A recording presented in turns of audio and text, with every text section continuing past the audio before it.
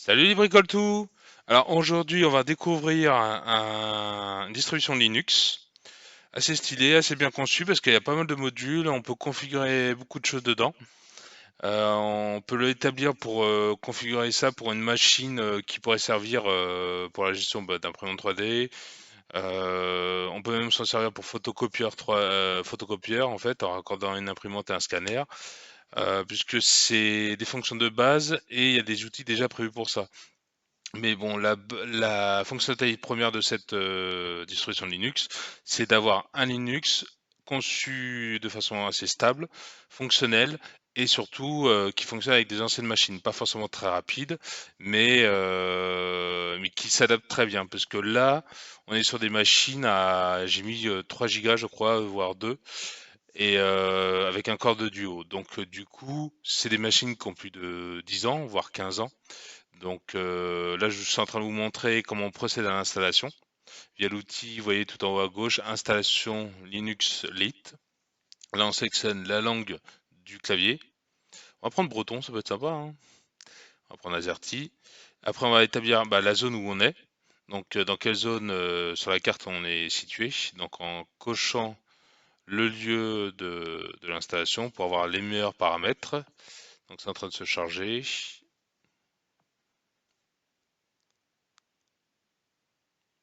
Et vous verrez qu'en fait, on verra dans un autre épisode qu'il y a des... Alors ça, on va le cocher. Installer un logiciel tiers pour le matériel graphique Wi-Fi, ça peut être utile puisqu'il y a plein de fonctionnalités dedans qui pourront être chargées dedans, ce qui permettra de reconnaître plus de matériel, donc de s'adapter à la majeure partie des cartes graphiques et des cartes Wi-Fi.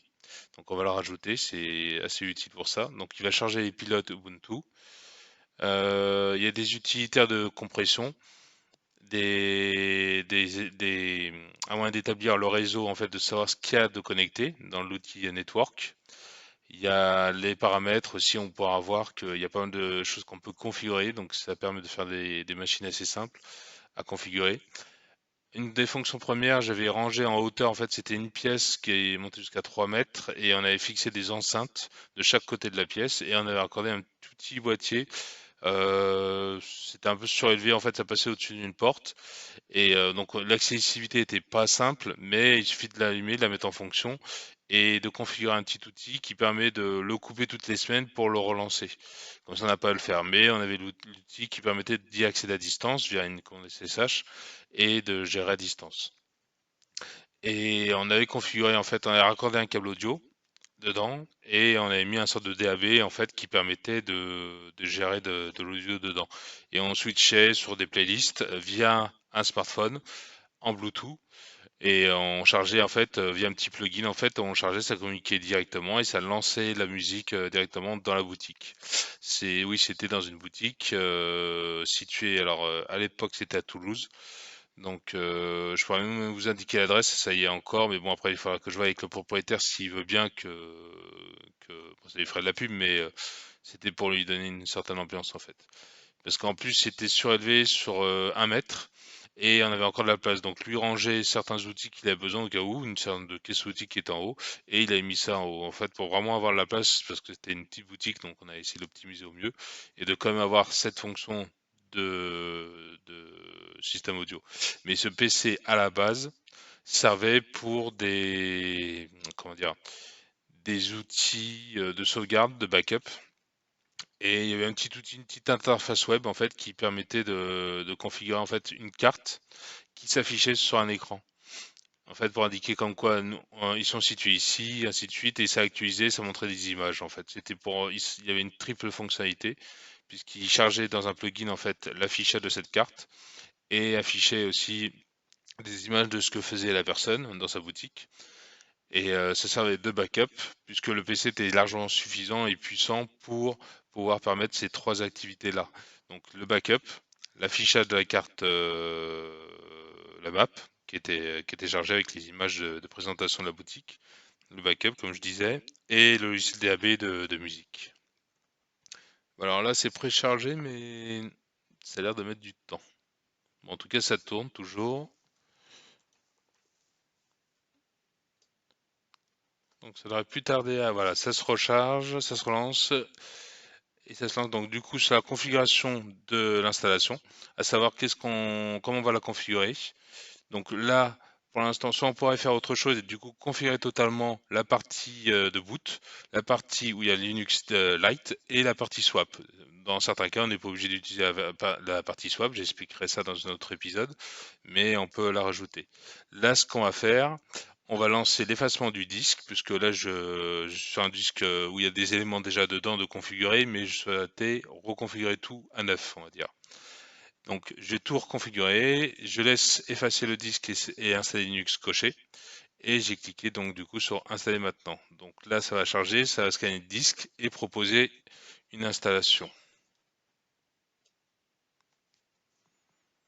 Voilà, donc là, c'est la map mondiale, donc c'est là où je vous disais qu'il faut déterminer la zone où vous êtes situé, donc vous cliquez dessus et ça chargera les paramètres totalement fonctionnels pour votre PC en fonction d'où vous êtes situé.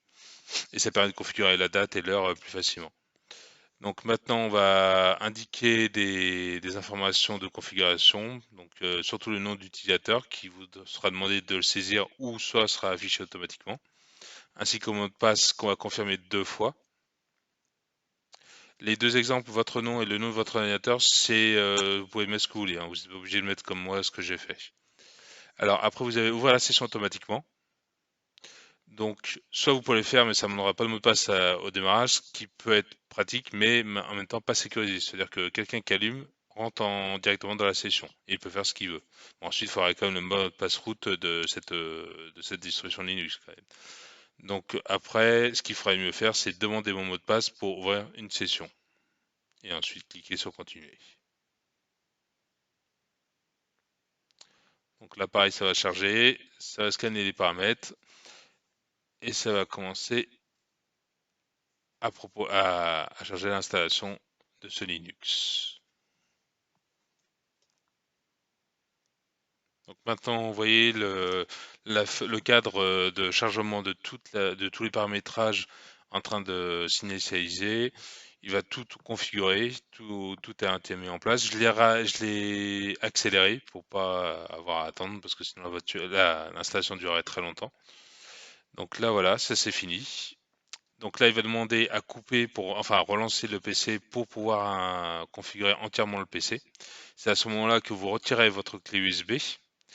J'ai pas précisé ça au démarrage, mais vous verrez, il y a beaucoup de tutoriels qui expliquent comment allumer un PC, booter dessus sur une clé USB ou se réinstaller une distribution Linux. Donc je vous laisse les découvrir. Si selon vous souhaitez ça, bah, je vous ferai un tutoriel comme ça dans les commentaires, indiquez-le moi et je vous ferai ça. Donc là, c'est en train de recharger. Donc ça, c'est un champ qui va scanner le matériel, déterminer ce que c'est. Et des outils sont préchargés, des pilotes sont préchargés, mais il va faire ça au démarrage.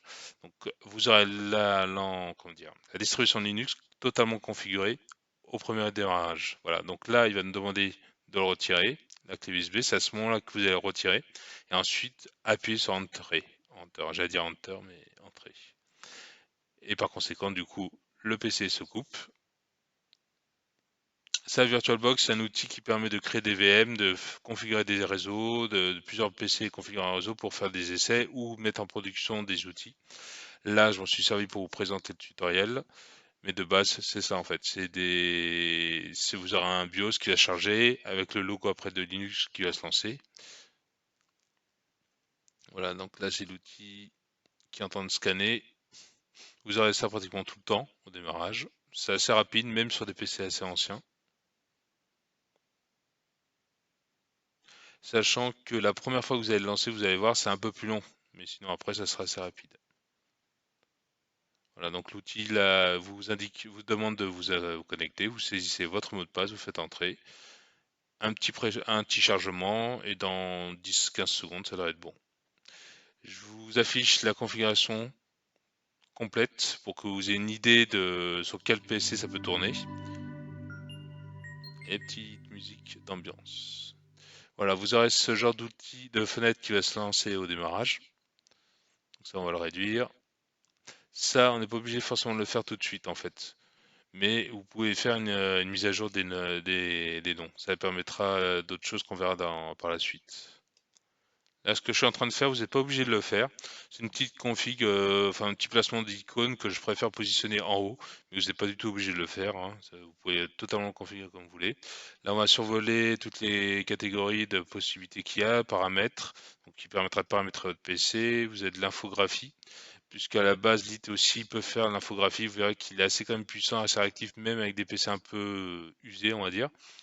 Là, ça permet d'avoir une fiche, mais bon, ça, on n'a pas besoin vraiment de voir ça. On le verra dans un prochain épisode, certainement. Donc, je vous ferai un épisode 2 de Linux Lite. La partie, on va vraiment lancer des outils, voir comment les configurer, comment les utiliser en version graphique. On verra aussi la partie ligne de commande, la base de Linux qu'on pourra appliquer sur ce Linux Lite. J'ai un très bon anglais, comme vous avez pu vous en apercevoir. Et vous voyez qu'il y a pas mal de paramétrages possibles. Même des petites notifications, comme des smartphones. Ça peut être pratique.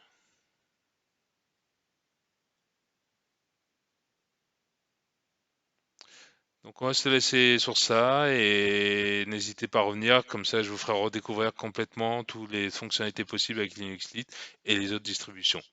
Allez, ciao les bricoles tout, bye bye, ciao.